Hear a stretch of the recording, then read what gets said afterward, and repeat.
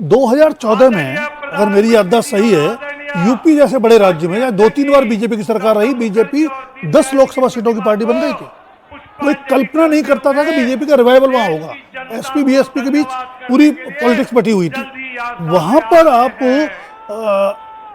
75 या 77 सीटों तक ले गए थे और खाली प्रभारी थे, हमेशा अध्यक्ष नहीं थे पार्टी। बात जो हम लोग कर रहे थे कि किस तरीके से 7 सीटों पर जो हम टीएमसी की बात कर रहे थे कि मार्जिनल सीट पे थी, अभी आपके आंकड़े बता रहे हैं कि 205 पे पहुंच गए 204 से, यानी कि वो सारे सीटें जो 7 सीटें थी वो भी बदलते हुए दिख रही है इधर की तरफ। वो जो क्लोज मार्जिन से टीएमसी जो जिन पर आगे चल रही थी 1000 बीजेपी 1200 1500 वोट में जीते। दूसरी बात है कि आज बंगाली प्रधान के साथ हुए ममता को मैसेज ये भी देना चाहते थे कि हम बंगाली अस्मिता के साथ हम कोई खिलवाड़ नहीं कर रहे हैं यार, हम उसके साथ जुड़े हुए हैं। और ये सारे मैसेजेस को आज काउंटर करेंगे प्रधानमंत्री। आज अपने संबोधन से तो करेंगे, लेकिन अभी फिलहाल अपने परिधान से कर रहे हैं। आज जिस तरह से बीजेपी ने कैंपेनिंग से लेकर हर जगह पर ये संदेश देने की कोशिश की कि हम बाहरी नहीं हैं, अब हम बंगाली हैं। इतने लंबे अरसे से देखिए कि हम किस तरह से वहां पर उस जमीन पर पूरी अपनी पैठ बनाने की पूरी कोशिश कर रहे हैं।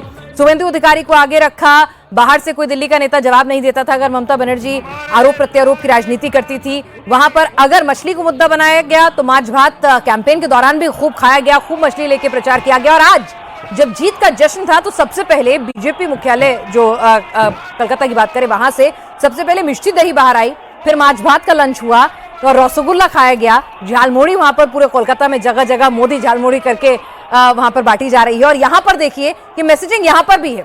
मैसेजिंग देखिए कि यहाँ पर बंगाली अंदाज में यहाँ पर प्रधानमंत्री नरेंद्र मोदी जो हैं भद्रलोक में सेंधमारी की है और भद्रलोक का ही परिधान यहाँ पर देखिए कि पूरा अपना धोती कुर्ता पूरा बंगाली स्टाइल में यहाँ पर वो कितनी छोटी छोटी बातों का ध्यान रखते हैं, हर एक अपॉर्चुनिटी का कैसे लाभ लेना है मैसेजिंग के लिए, जनता तक एक छोटी से छोटा संदेश पहुंचाने के लिए।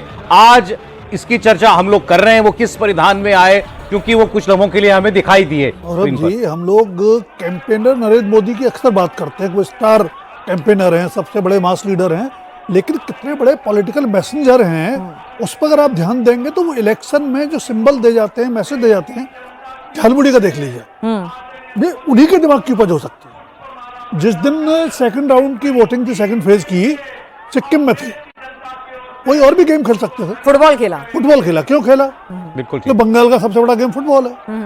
कालीबाड़ी मंदिर में जाते हैं, नौका विहार करते हैं। चलिए तो यहाँ पे नितिन नवीन राष्ट्रीय अध्यक्ष हैं, उनके गले में ये माला यहाँ पर उन्होंने अभिवादन नितिन नवीन जी ने उनको माला पहनाई, उन्होंने वो माला नितिन नवीन जी के गले में पहना दी। और ये जब उनका निर्वाचन हुआ था अध्यक्ष के तौर पर, तब प्रधानमंत्री ने कहा था ये हमारे बॉस हैं, ये मेरे भी बॉस हैं देवेंद्र, और उनको अपने बॉस को माला पहनाई प्रधानमंत्री ने नितिन नवीन जी को। पीठ भी थपथपाई है, हाँ, पूरा भरोसा दिया है, शाबाशी भी दी है।